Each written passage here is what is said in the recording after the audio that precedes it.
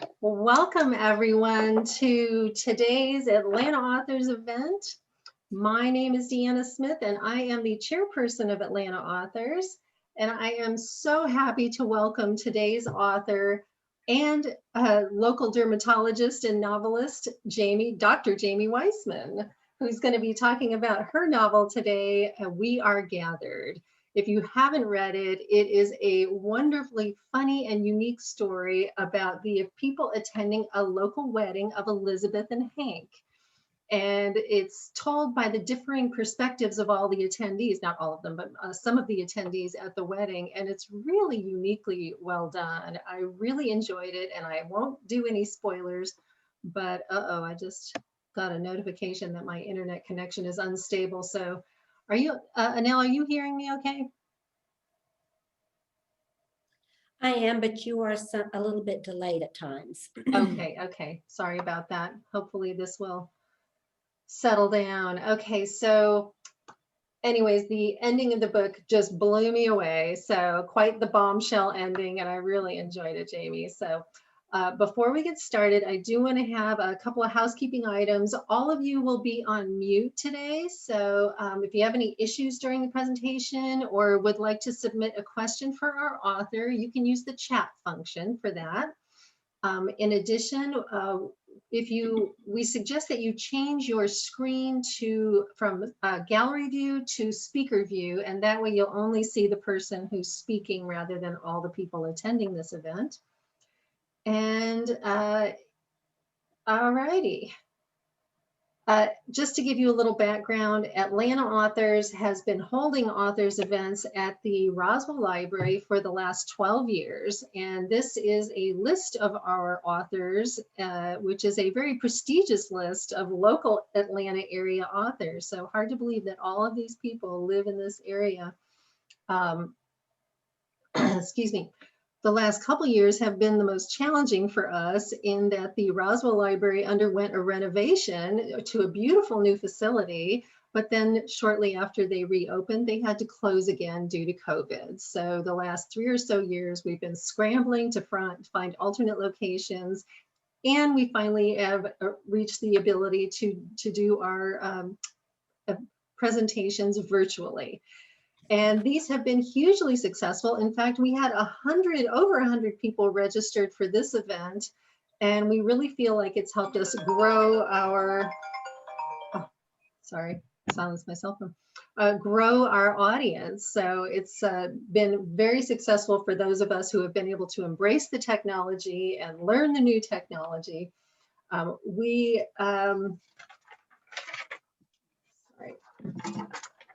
This is our 5th virtual event, and we look forward to doing many more. Looks like we'll be doing them further into 2021. These days, bookstores, publishers, authors, libraries, they all need our support more than ever. So we really appreciate all of you being here today and helping Atlanta authors to keep the literary world alive and well in our future and the future of our children, our grandchildren, and future generations. So I do want to thank the Atlanta Authors Committee who are here today, which include myself, Marilyn Barron, Judy Stanton, Hillary Hamlin, Lou Conti, and the owner of our favorite local bookstore, the Book Miser herself, Anel Gerson.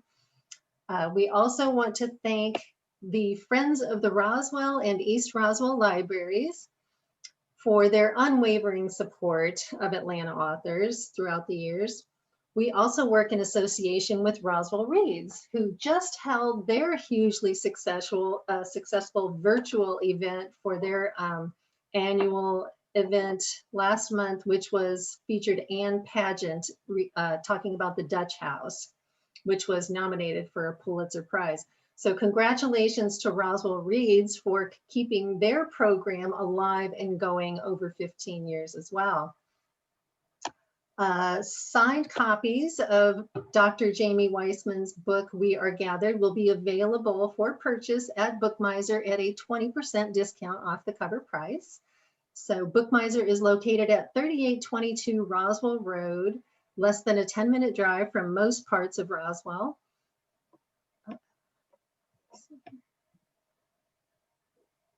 um, sorry, lost my place here. So you can go to their website, bookmiser.net, for more information or to order a signed copy of Jamie's book. And now I would like to introduce Annelle Gerson, the owner of Bookmiser, who will introduce today's author. Well, thank you, Deanna, and thank you, readers, for joining us today.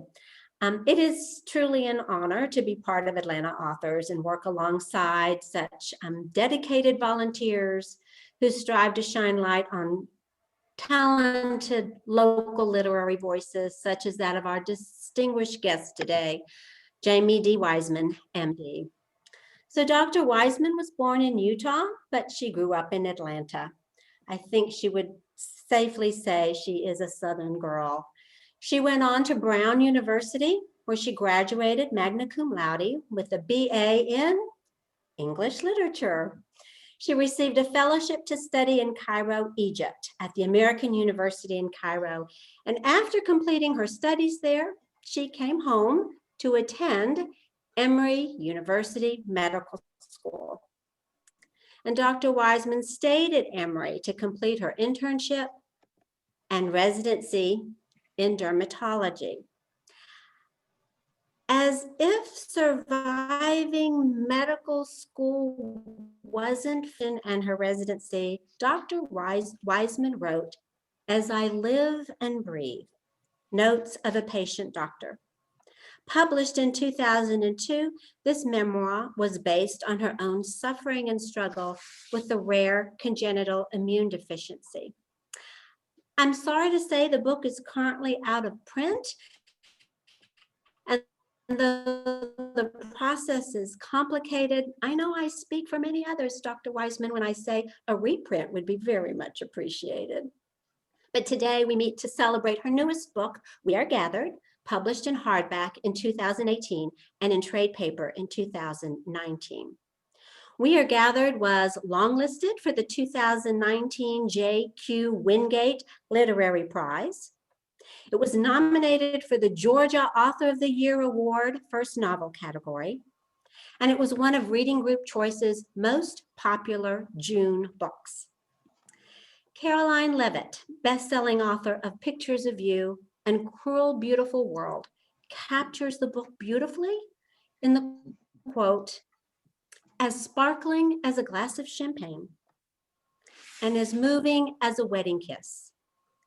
Weisman deconstructs the novel and the nuptial to tell a story about the guests, all of whom are bound to their pasts, created by their pain and elevated by their passions, set against the blazing hope of happily ever after.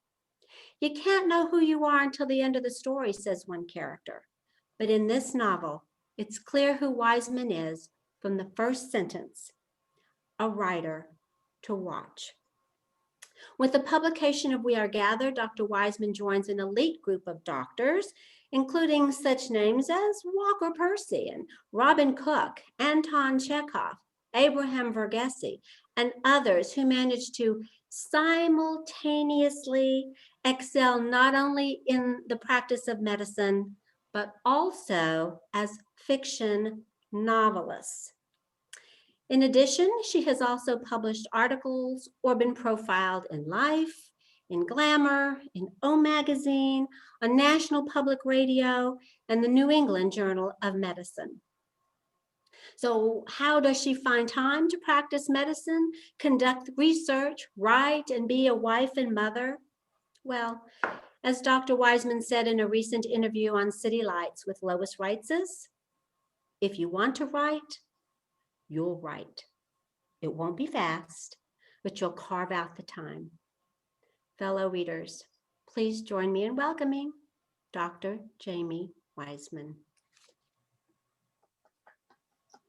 Thank you guys so much for having me. And thank you, Annelle, for that beautiful introduction.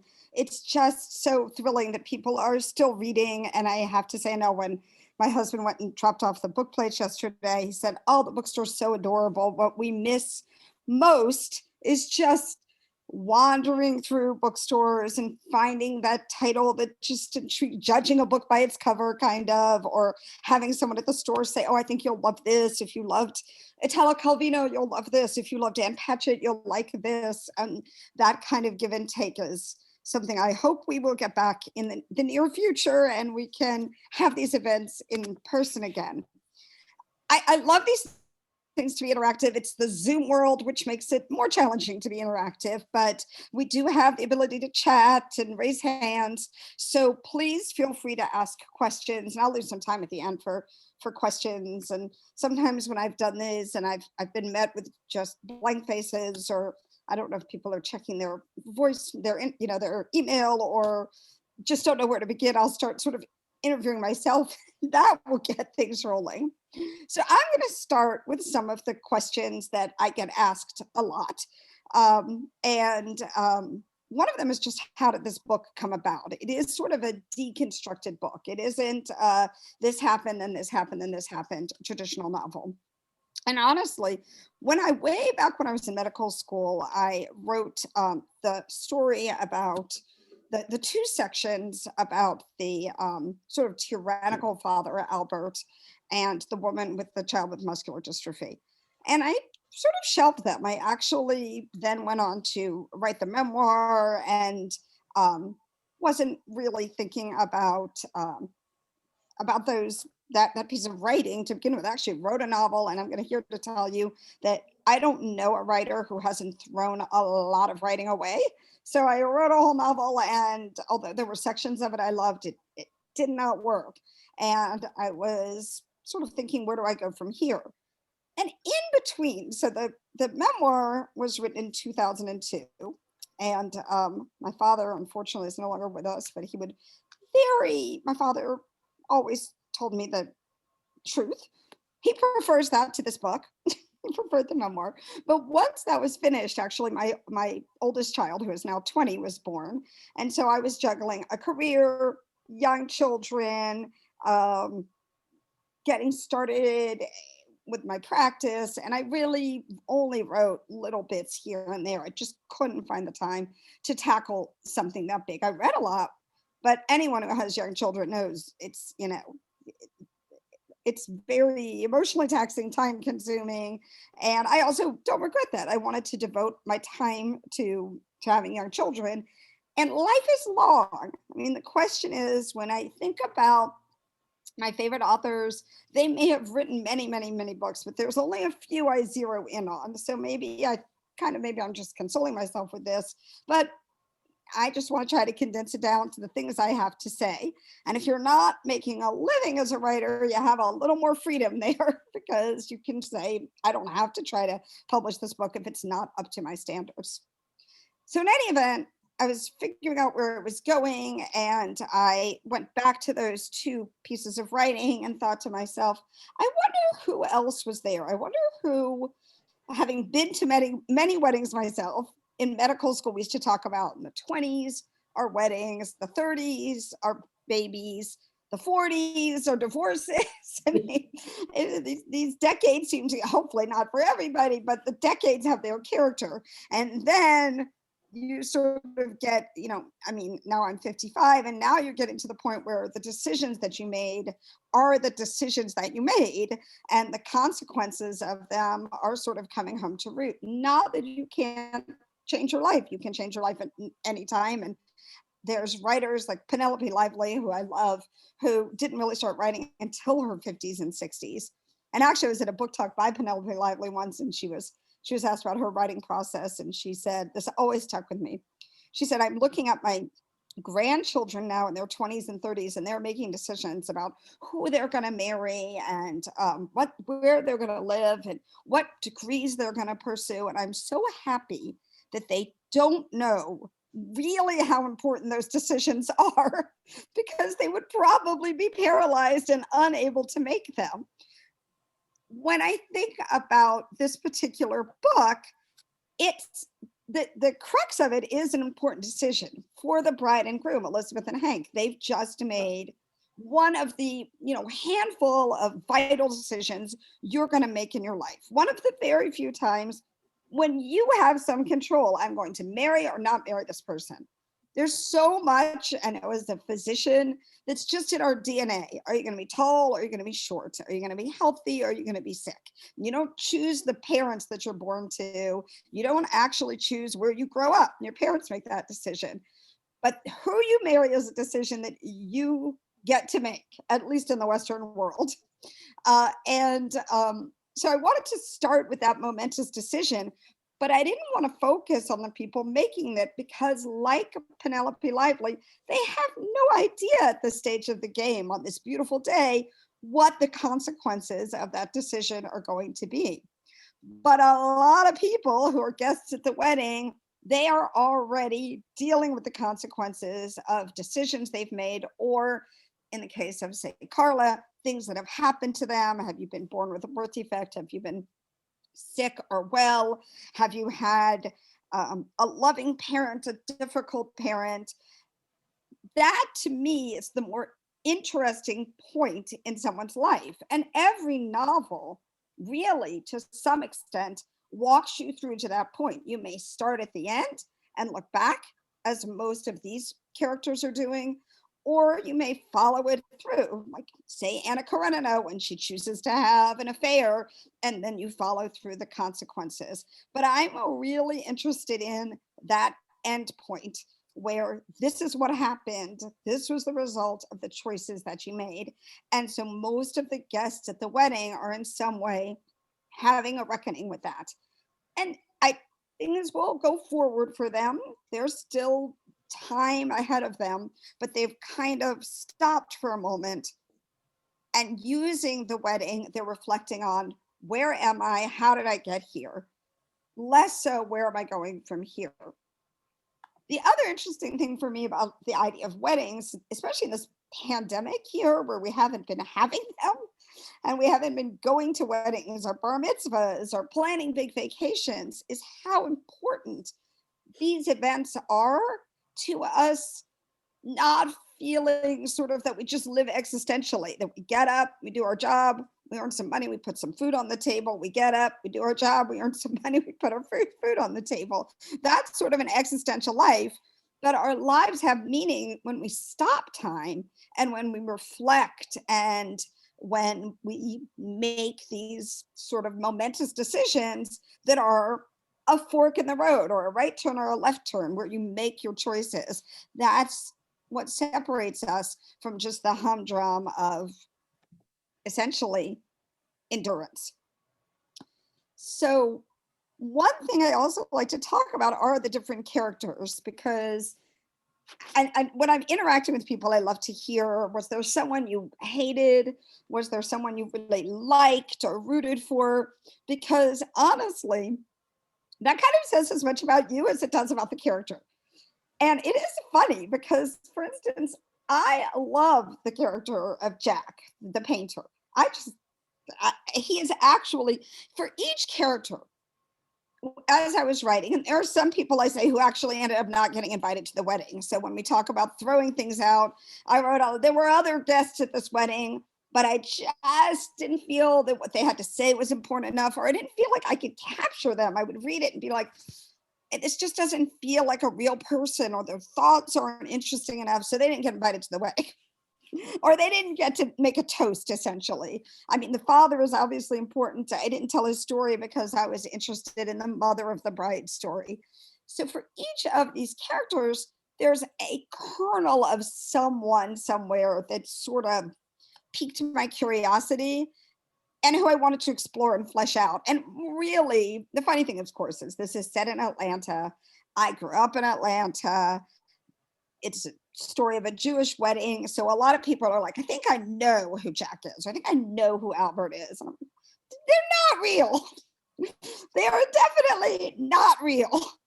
And even people who could say, yes, I found myself in that situation. I had a disabled child, or I had a tyrannical father, or I had a roommate who was a ne'er-do-well.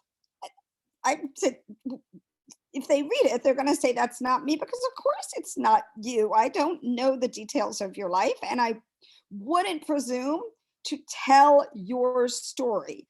that might be done as a biography, but not as a fictional story.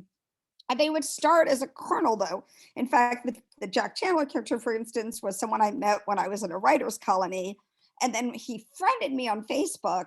And I actually found him completely insufferable on Facebook. He was so self-righteous all the time. But there was a little bit of him that I wanted to explore and make into someone different. And that from that kernel, and he's a poet, not an artist, but from that kernel, I wrote that story. And I love him as a character. And my husband, honestly, finds him insufferable still. He just like, who is this guy that thinks he knows anything about anyone? And so self-absorbed and self-centered. And I think that reflects as much on him as on me. I'm forgiving towards this type of person. He's a little more judgmental, like this person's not carrying his weight in the world. But I love that, for the reader. And I hope you guys, if you've read the book or if you're going to read the book, reflect on that and think to yourself, well, how come that character annoyed me or spoke to me or made me laugh? And what does that say about me and where my sympathies are? And you don't have to be sympathetic or root for everyone. No one is going to do that. It tells you what has happened in your life that's made you either relate to or feel for that particular character. It's interesting to me, again, just to reference my husband, because we collaborate so much. He also found the Helen character, who some people see as heroic, to be, yes, she is heroic, but there is some self-aggrandizement in her heroism. She's neglecting her other children. So no one is all good and no one is all bad. And again, we're going to empathize differently with different characters depending on what we've experienced and the people that we've known. Because in my experience, and I know this, for instance, as a physician, you see one sliver of people's lives, and you always want to remind yourself, this is a whole person with people who care about them. I mean, this is actually somewhat of an overwhelming thought in the setting of the pandemic, to realize that we've lost over 500,000 lives. And each of those lives is a whole person, loved, who was loved, who accomplished things, who failed in other things, who did some wonderful things to some people, may have disappointed other people. That is a whole human life. And sometimes it's really overwhelming, especially as a physician, to remind yourself of that. But if you don't, then you're really just caring for a body. And that's not who we are. I mean, if you want to do that, then maybe you should be a forensic pathologist. The story's over. You're just seeing what the body has to tell you. But if you're caring for people on a day-to-day basis, it's important for me to remind myself that there's much more beyond the half an hour that you're spending in my office with me, where we're addressing one component of your life. And sorry, I'm segueing a little bit into the physician doctor balance, but it is sometimes for me a pep talk I give to myself, because when you're seeing patients, you go from room to room. That patient, again, especially in a pandemic, has taken time out of their life, risked going out into this world that is more dangerous than usual, and coming to my office. So the time I'm spending with them is very important to them. And even if you're going to see 20 other people that day, you've got to remind yourself that you have to have the energy to focus in. And as a dermatologist, that can be, I have a young woman that we just admitted to the hospital with a life-threatening autoimmune blistering disorder. So it can be something life-threatening, and it can be a wart, and it can be acne. But it mattered enough to take time out of your day and come to my office. And even more so, again, in the middle of a pandemic, this is something that concerns you enough to come. I need to bring my whole self to you because you are a whole person. Anyway, so another question that I get, and alluded to this, is how do you find time to do both things? But they really do feed into each other so much. And this long history of doctors being writers just speaks to the fact that physicians have this privileged place of having people open up to them. And actually, there's the book that I'm currently working on. One of the characters is a young physician who works with AIDS patients, and he reflects that a doctor is even better than a priest because you can tell a doctor anything and they can't make you say any Hail Marys. You can confess anything to your doctor. And, we're human. I should say we're not allowed to judge. We're not supposed to judge. And we sure do our darndest to keep any judgment to ourselves and to reassure you. I mean, the rules are, unless you're planning to hurt yourself or another person, what you say to your doctor goes nowhere. So you can confess anything. And it is a privilege to be the confessee. And unlike a priest or a clergy person, my only job is to keep you healthy. Actually, dermatologists will sometimes joke that, we see things that are private and people will confess terrible things and we'll be like, well, really, you just shouldn't use that laundry detergent. This is not what happened on your trip to Vegas. This is just your laundry detergent. But as a physician, you hear a lot of stories.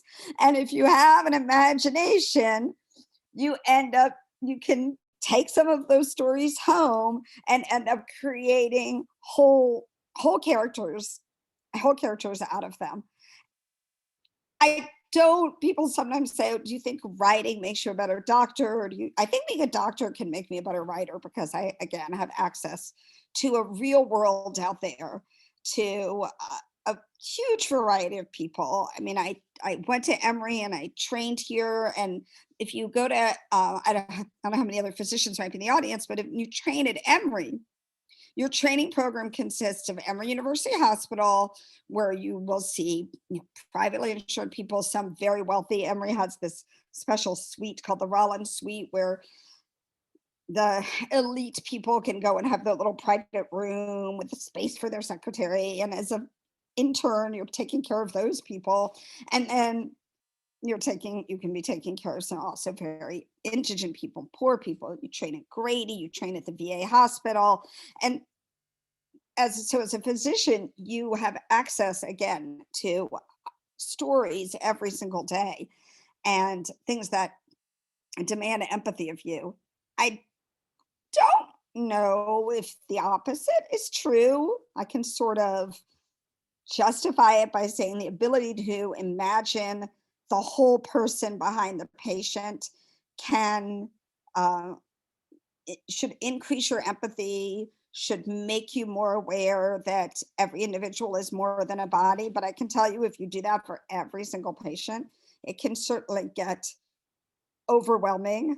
I remember when I was a resident, I would always tell my father, who was also a physician and loved to read and loved theater and the arts. Both my parents brought me up with books. My grandparents had a whole library when I visited my grandparents, they lived in New York, you would sleep in the pull-out couch in the library. It was my favorite thing to just randomly pull books off the shelf. I just distinctly remember reading one about Pompeii and being completely just amazed that this volcano had gone up and people had been turned to ash or covered in ash and preserved, and you could go see these bodies. And so growing up around books is something I feel blessed to have had done.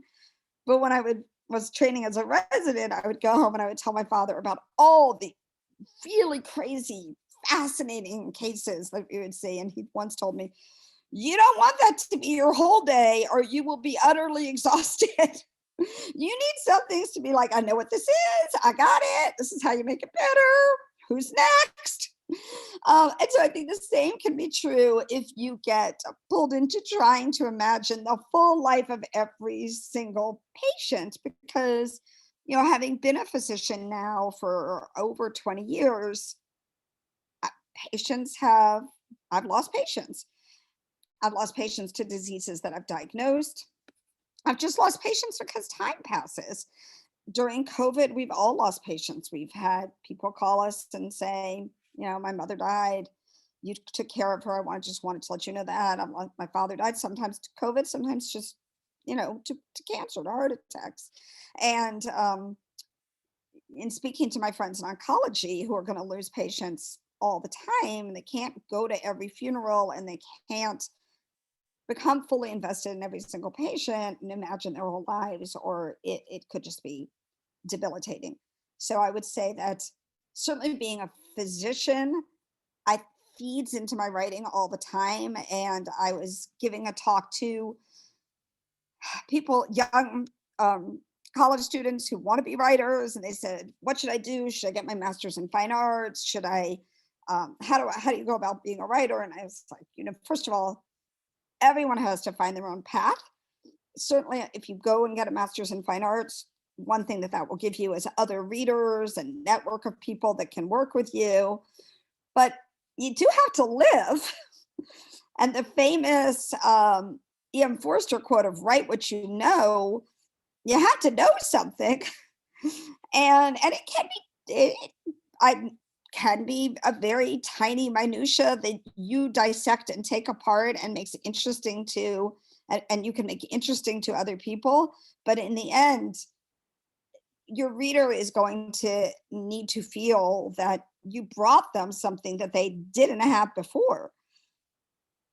I always think that, when you're going to pick up my book, it's such an honor for anyone to be willing to take the time to read a book. A movie is 2 hours. If you don't like it, it's 2 hours. If to get through a whole book is a much longer commitment, and so it is incumbent on the writer. I mean, some books you read just to be entertained. You're stuck on a plane, you're stuck in the airport, you just want to pass the time. Those, to be honest, are not the books that I read. If I want that, I'm probably going to watch Netflix. But if I'm going to pick up a book and devote hours of my life to something, the medium of writing is words. And I want there to be more than just this happened, this happened, this happened. And I hope that when you read the book, you got that the craft of writing, painters use colors and images, writers use words. And if the language is not taking you somewhere, then and making you feel something different, you can summarize the story of, for instance, the Holocaust survivor. You can say this woman was, she was a young girl and she was sent off on a train she was in the kinder transport, and then she survived and she met her husband and they lived in New York, and then her husband died, and then she had to move to Atlanta to be near family, and she is at the wedding. Well, that's what happened. That took 1 minute of your life. What makes her real, what makes, I hope, your time commitment worthwhile, is that as a writer, I can use language to make you really feel and live her experience. And again, she's not real, but sometimes the fictional character is more real because you are able to distill it down to those moments of her life that were sort of where we started from at the very beginning, the pivotal decision-making moments where this is what stuck in my head. The smell of my mother when she put me on a train and knew she'd never see me again. Not what I ate on that train, not the person who picked me up when the train got to its destination. That single moment, because that is where her life turned and changed. As pivotal as the moment where I said, I'm going to marry this person, I'm going to have this child, I'm going to steal these diamond earrings. I'm going to not dodge the draft and I will go off to war. You distill it down to those pivotal moments. And in the end, that's who we are. I'm trying to think if I wanted to cover more things for you guys. And I do get the question, by the way, is it a novel or is it a collection of short stories? And it's a little bit of an academic question. I think what made my publishers like to call things novels, to be honest, just 100% honest, they feel like novels sell better than short stories. So the publisher wanted to call it a novel. I think of it as a single, I mean, obviously you can read it chapter by chapter, but I think of it as a single entity made up of lots of individual parts, because what I hope is, as you're reading through it, the guests at the wedding, when they see each other, make you realize that as someone is narrating their own story, that is really only one viewpoint, and we do exist in a community. So while each individual chapter is sort of a portrait of that character, the ultimate character in this book is the community in which it exists. And I did very much appreciate Deanna saying that the last chapter was kind of a different, some people love it and some people don't love it. But the reason I wanted to make such a departure in that last chapter was, again, it is another inflection point in these people's lives. If you've read the book, people ask me what really happens, and I do think that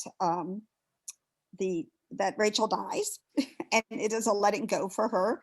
So at the time of the start of this wedding, which is the start of Hank and Elizabeth's life, it is the ending and a release for Rachel, and she gets from another person what she needs right at that moment. And Stephen gets from her what he needs right at that moment to be freed and released from what has haunted and tortured them all those years.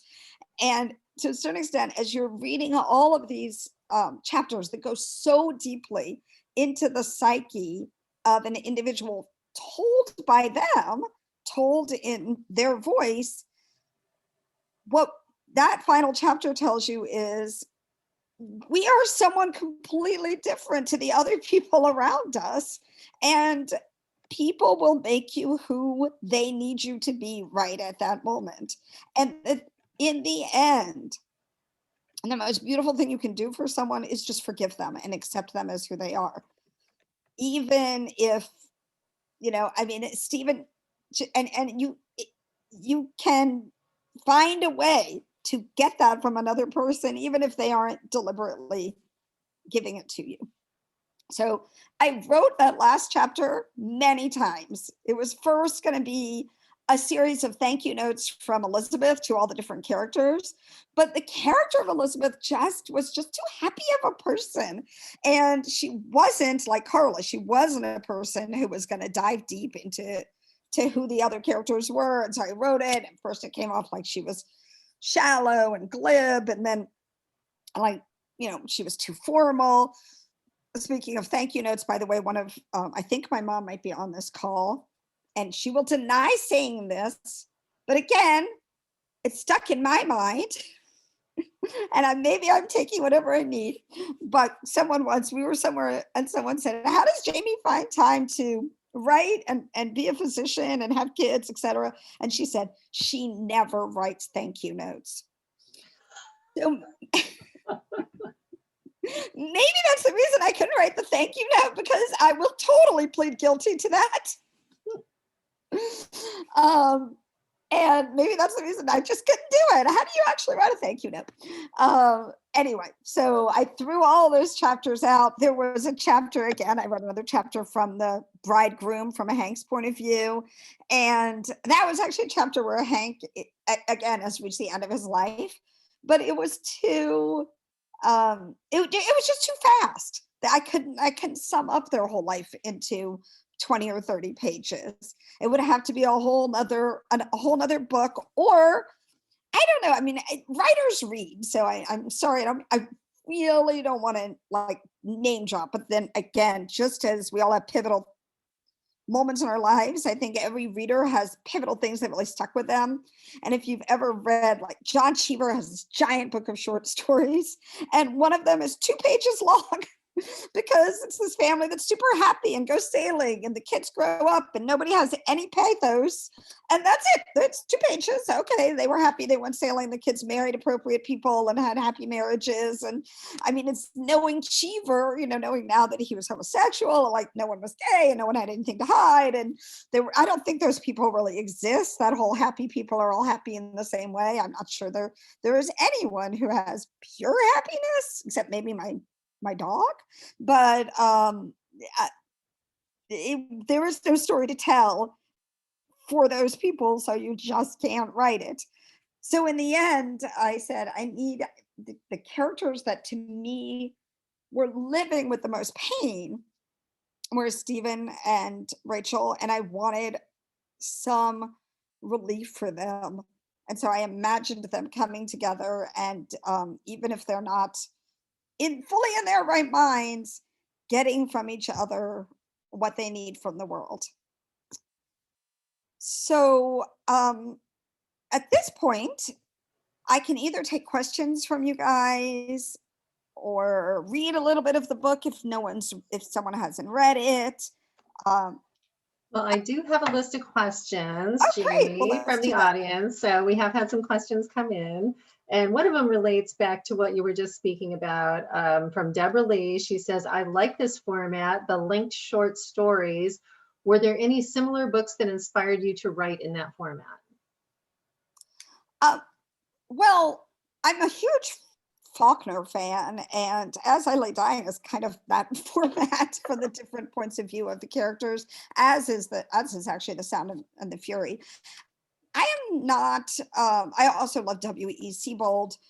I am a person that doesn't need plot that much. I mean, I like books with plots there, and again, but I'm very happy to read a book that has more of a sense of place and time and character. And so I think about, and again, I'm sure there are more contemporary stories like Lincoln and the Bardo. I don't know if you've read that book, George Saunders, but a wonderful book. Different perspectives going back to one, again, pivotal point in that case, Lincoln's loss of his child. It's just what I'm drawn to. Great. And one from myself personally, I look at all the books behind you there, and I want to ask you, are those your books? And in addition, what is your favorite genre and or author, or what are you reading currently, recently? So this is one set of books. I'm actually in my bedroom right now where it's nice and quiet, and we have other books downstairs. And it's funny, when I met my husband, he once, shortly after we were dating, this was, a long time ago, so before you had Match.com or whatever. And he said, I could have totally speed dated. I would be like, what's the last book you read? And if they hadn't read a book, and he said, if I go into someone's house and there's no books, what are these people? Now, there's still, of course, now you can't. I'm like, now you don't know. It could all be on their iPad, and they could be voracious readers. They just don't have books. Anyway, but I am a bit of a Luddite, and I still love a handheld book. I am reading, I think because we have so much time right now, I am reading the Vasily Grossman series. It's 2 books on Stalingrad, which is a novel, an incredibly long Russian novel. My niece, who I adore, is a Russian literature pre-med student at Vassar. And so we go back and forth with our recommendations on Russian literature, and she's gotten me into this. Again, it is so, and I'm reading it in translation. I cannot imagine how beautiful. Hannah is learning Russian so she can read it in the Russian. How beautiful this is in Russian. But it is a book that you take very slowly. It's one of like a typical Russian book. You've got these characters, and then you have to go into someone else's storyline, and you got to try to keep them all straight. But it's so evocative and beautiful. And it is, again, a book where the language itself, you could sum up the plot, but the language itself is what really draws you in. And in terms of a genre, I mean, I will confess to having never finished Finnegan's Wake or Ulysses, and I haven't read David Foster Wallace. That I find somewhat overwhelming, and maybe I do need smaller bits and chunks to draw me in. But again, I would say I read a lot of fiction. I also read a fair amount of poetry, and poetry, again, Faulkner famously said, I'm a frustrated poet who became a frustrated short story writer, who became a frustrated novelist.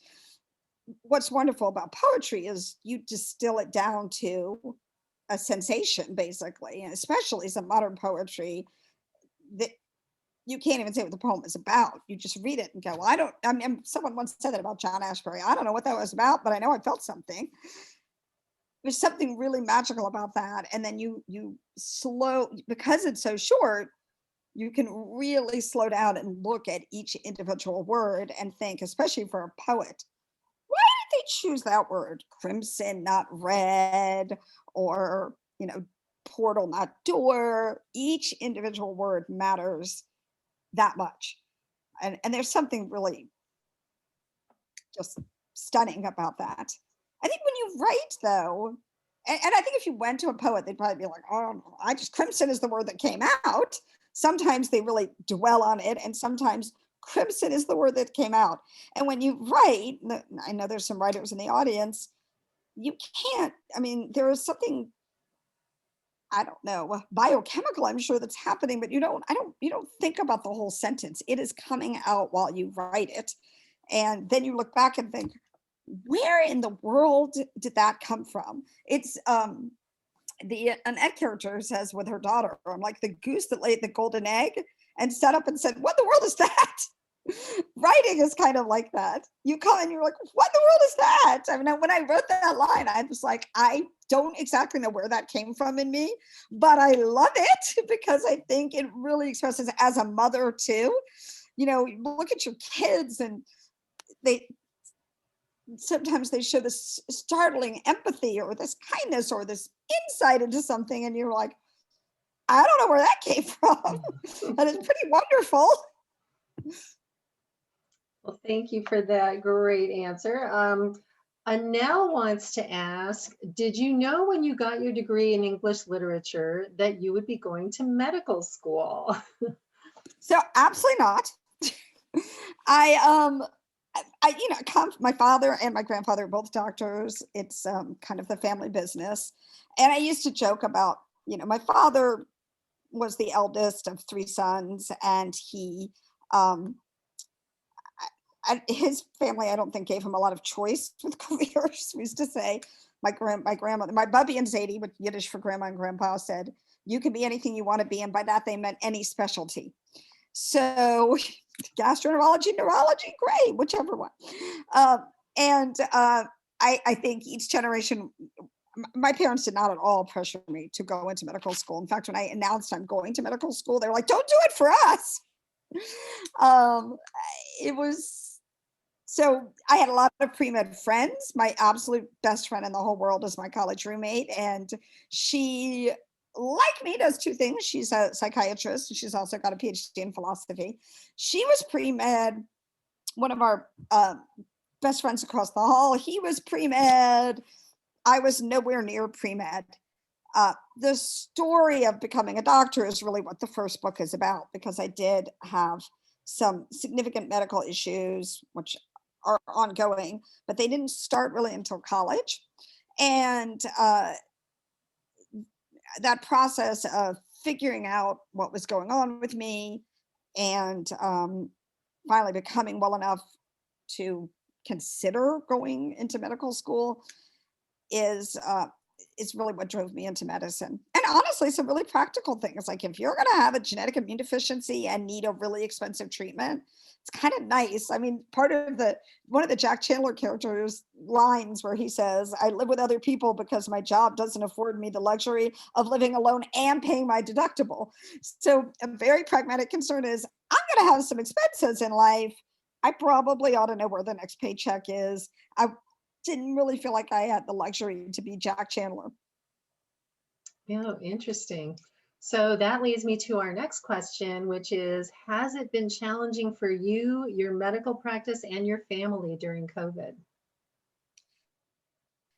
I mean, I think it's been challenging for everybody during COVID. And again, you do not know everybody's story. And I have a patient who I think about a lot who is comes from she's wealthy, very comfortable life, has very, comes to me for mostly beauty things.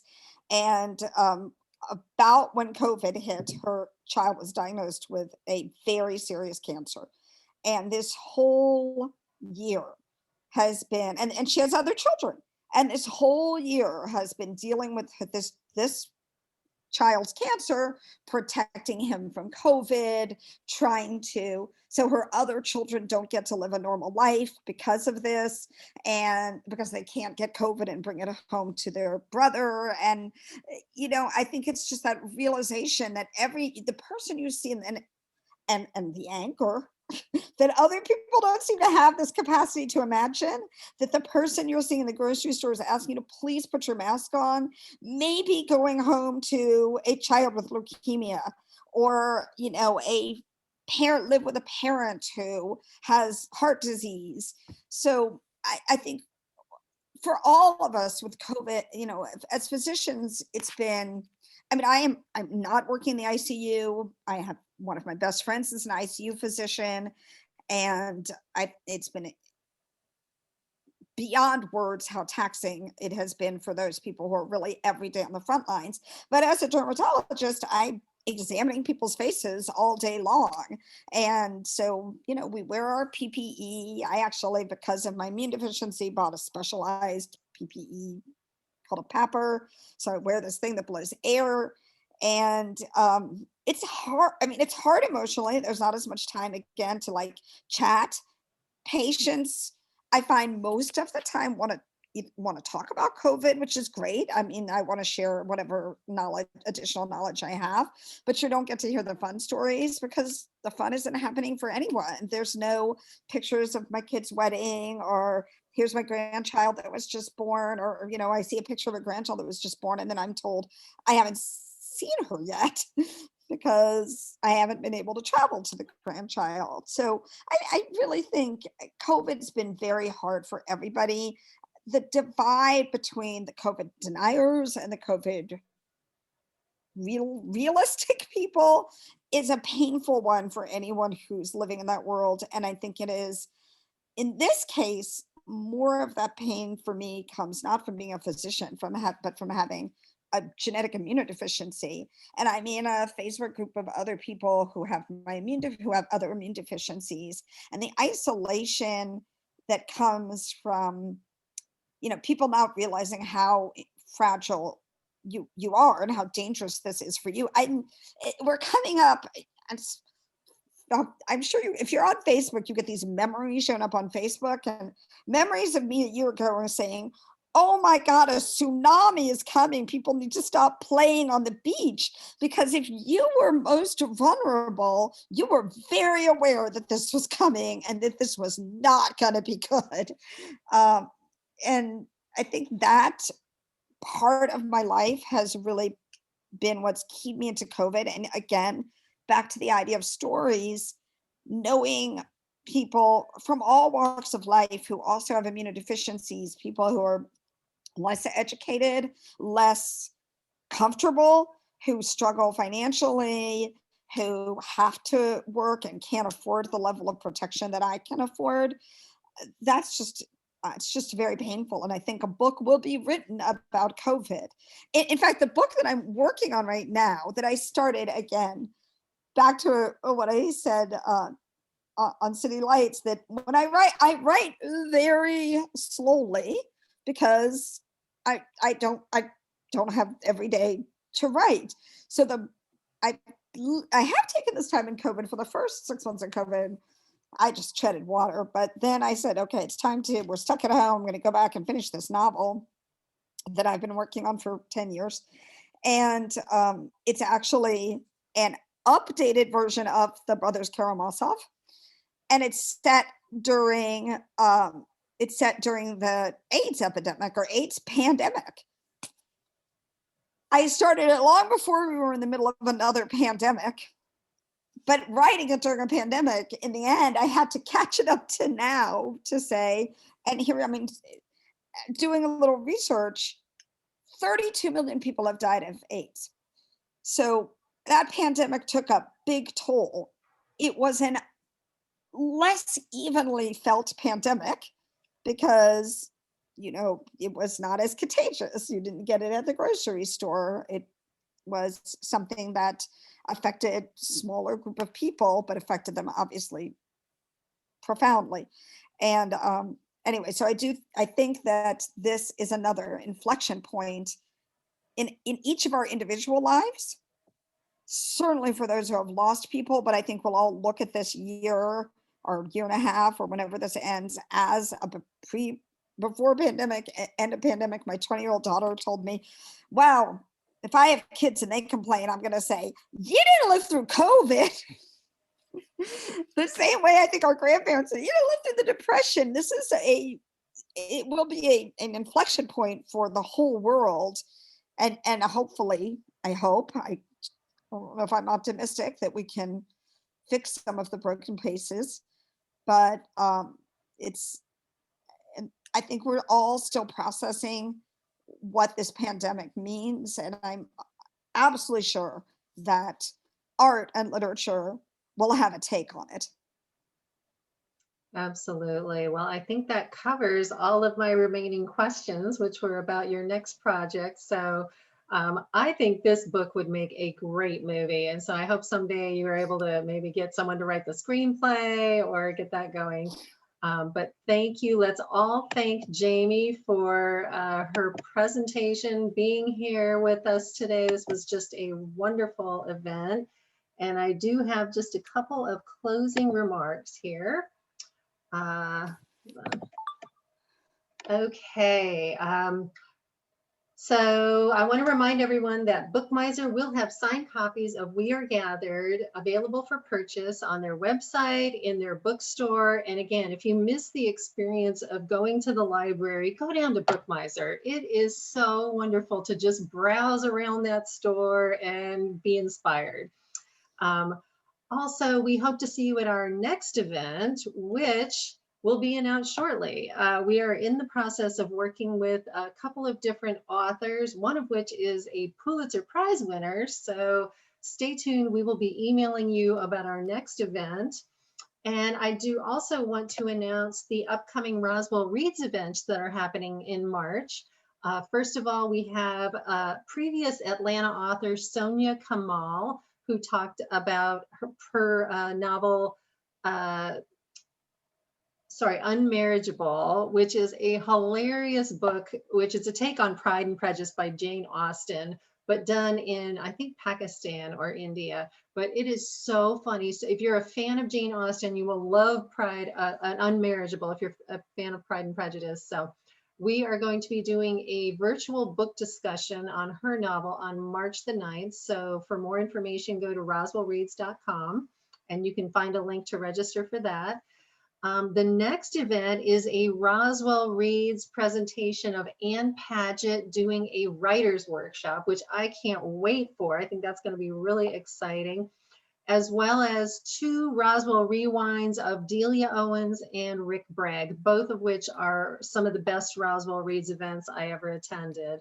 They're funny, they're witty, they're super talented writers. So if you register for that event, go to roswellreads.com for the link to register for that event.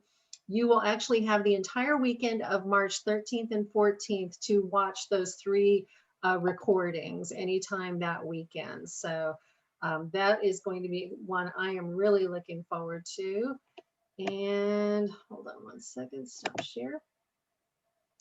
So again, I want to thank everyone for being here, and I am going to allow, now you can unmute yourself. So if there's anything you want to say to Jamie or to any of our committee members, feel free to unmute yourselves. Are you able to unmute yourselves? No, Judy's saying no. Hang on one second. Let me make sure I have this set right.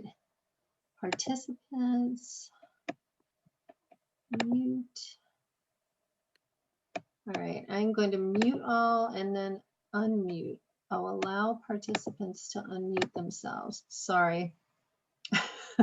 It worked.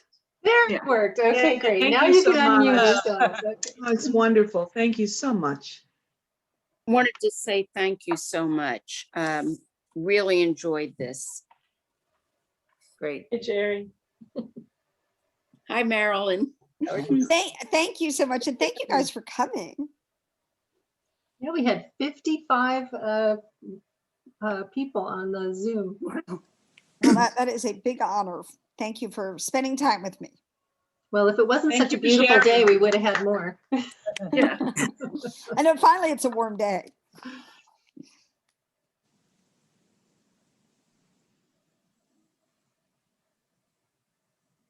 Anyone else have comments, questions? Dr. Weisman, do your patients ever worry that you're going to include them in a novel and they'll recognize themselves? Most of them don't know I'm a writer. Oh. So I hope not. And again, it would not be kosher. So well, it won't happen. My chiropractor is a writer. I was wondering, the woman with the port wine stain, whether that was somebody that might have been a patient of yours. No. No? I actually think her voice is the most like my voice. People say like, are you in this book? I'm like, well, Carla's voice, I think, that sardonic and I feel like she's the most like me, but no, I mean, obviously we've seen children and we've seen adults with birthmarks and port wine stains, but there is no, Carla's probably me. And that had to be a huge challenge, writing in all those different voices. I mean, you're technically the narrator of all those different people. Right, but I think that's what's so fun. Yeah. Yeah. Hello, Jamie. Hi, Bill. How are you? Bill Allen. Hi. A family friend and a sometime patient during the pandemic, which I've appreciated. But in addition to your the medical aspect of your family, your grandfather, your father, you're also your brother has written novels. He's of course a journalist. Yes. And I wonder if you would comment on any comparisons or anything about your work and your brother's work. Well, this is my twin brother, and he is an editor of the New York Times, and before that was a journalist for the Times, the Wall Street Journal, the Washington Post. He's been a journalist his whole life, and he also wrote a novel called Number 4 Imperial Lane, which was again sort of loosely based on experience that he had when he was in college. It's a wonderful book about when the true story is my brother fell in love, youthful love, when he was doing his junior year abroad, and he was in England, and the only way you could stay in England is if you did a service project, and he got assigned caring for this quadriplegic man. And that's sort of the backbone of the story, but it's definitely not an autobiography. And anyway, it's a wonderful book about that man's story and this aristocratic fall from grace. And you guys would love it. Beautifully written. What is his name? Huh? What is your brother's name? Jonathan Weisman. I didn't change my name when I got married. Okay. And he's working on another book too. Because writers write. We may write slowly, but we write. Anyway, both are the two novels I've read, they're both great. Your novel, his novel, they're both great. They're quite different, but they're both very good in their own ways. Thank you for writing that, by the way, Oh, writing your novel. thank you for reading them. And your medical book is also good. Well, we call it medical. That was my father's you know. favorite. Well, I mean, not of my two books. He wouldn't pick me over. He didn't have a favorite child. How many children do you have? I have two girls. 2 girls? How close is this next book to completion? It's done. Ooh, So it's with my agent. okay. We shall see. Does it have a title?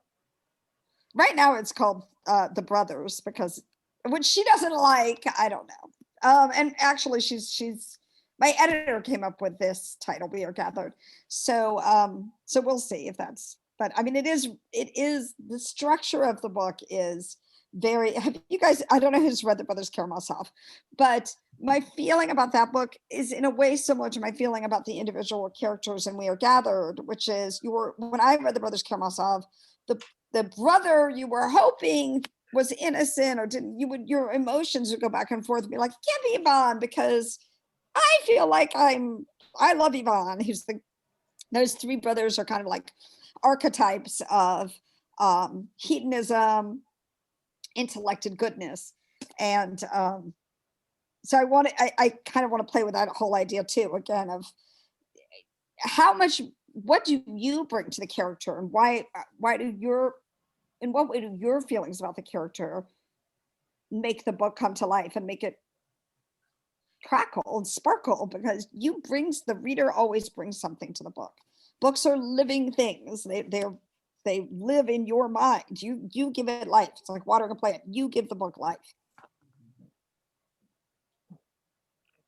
Great. Well, we look forward to your brother's book coming soon. So fingers crossed that we can have you back. Thank you. All right. Well, thanks everyone for joining us. Have a great rest of your day. Thank All right. you. Bye everyone, and stay Bye. safe Nice to and see get you. vaccinated when you can. Absolutely. Can't wait. Bye.